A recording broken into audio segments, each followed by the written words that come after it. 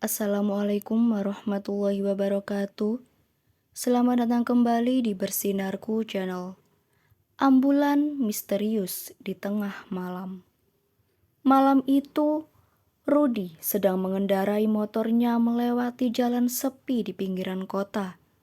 Hujan rintik-rintik baru saja reda, menyisakan kabut tipis yang menyelimuti aspal basah. Jam di ponselnya menunjukkan pukul 2:13 dini hari. Udara dingin menusuk kulitnya, dan hanya suara mesin motor serta sesekali lolongan anjing liar yang menemani perjalanan. Ia baru pulang dari rumah temannya setelah menonton pertandingan sepak bola. Perjalanannya harus melewati jalan lama yang terkenal angker, membentang dekat rumah sakit tua yang sudah lama terbengkalai.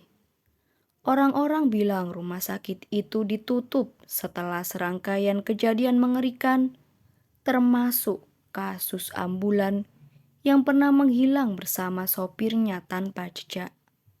Namun Rudy bukan tipe orang yang mudah percaya dengan cerita semacam itu. Ketika mendekati tikungan tajam di dekat rumah sakit, ia melihat sesuatu yang aneh. Sebuah ambulan tua dengan cat putih pudar dan garis merah di sisinya. Lampu rotator di atasnya berputar perlahan, memancarkan cahaya kebiruan yang redup. Yang lebih aneh lagi, ambulan itu terparkir melintang di tengah jalan dengan mesin menyala, tetapi tak ada seorang pun di dalamnya. Jantung Rudy berdegup kencang. Ia memperlambat laju motornya, mencoba mengintip ke dalam kabin depan. Kursi sopir kosong, begitu juga kursi penumpangnya. Namun suara sirine terdengar samar-samar, seolah berasal dari dalam ambulan itu sendiri, meskipun lampunya hanya berputar tanpa suara. Tiba-tiba suara statis dari radio dalam ambulan bergema, membuat Rudy tersentak. Di antara suara berisik itu, terdengar suara perempuan menangis lirih. Ia tahu ini ide buruk, tapi rasa penasaran mengalahkan rasa takutnya. Ia turun dari motor dan berjalan mendekat. Saat jaraknya tinggal beberapa meter, tiba-tiba lampu kabin dalam ambulan menyala, menerangi bagian dalamnya. Yang membuat bulu kuduknya berdiri adalah ranjang pasien di belakang ambulan. Tidak ada pasien, tapi sprei putihnya berlumuran noda merah yang tampak masih segar. Bau anyir samar menusuk hidungnya. Tiba-tiba pintu belakang ambulan berderit pelan, terbuka sendiri.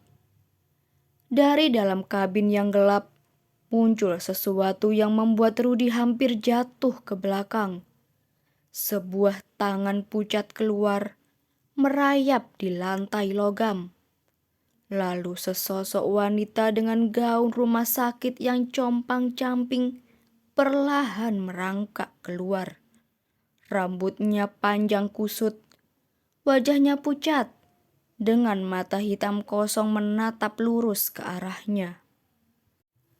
Rudy membeku, tenggorokannya tercekat. Tubuhnya ingin lari, tetapi kakinya seolah tak bisa digerakkan. Wanita itu semakin mendekat. Nafasnya terdengar berat, lalu tiba-tiba wajahnya berubah.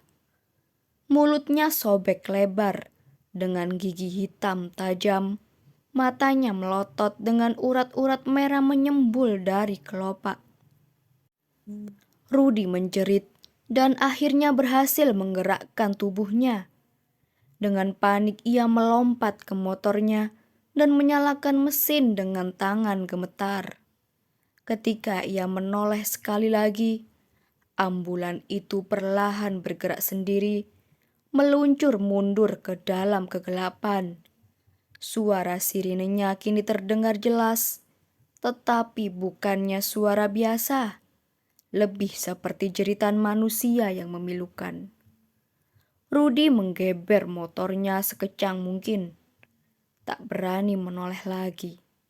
Sejak malam itu, ia tak akan pernah melewati jalan itu lagi, apalagi saat tengah malam. Namun cerita tentang ambulan misterius itu tetaplah beredar. Beberapa orang mengaku pernah melihatnya selalu di jam yang sama. Mereka bilang ambulan itu masih mencari penumpangnya yang hilang, atau mungkin korban baru. Sekian dan terima kasih. Jangan lupa like, comment, dan subscribe.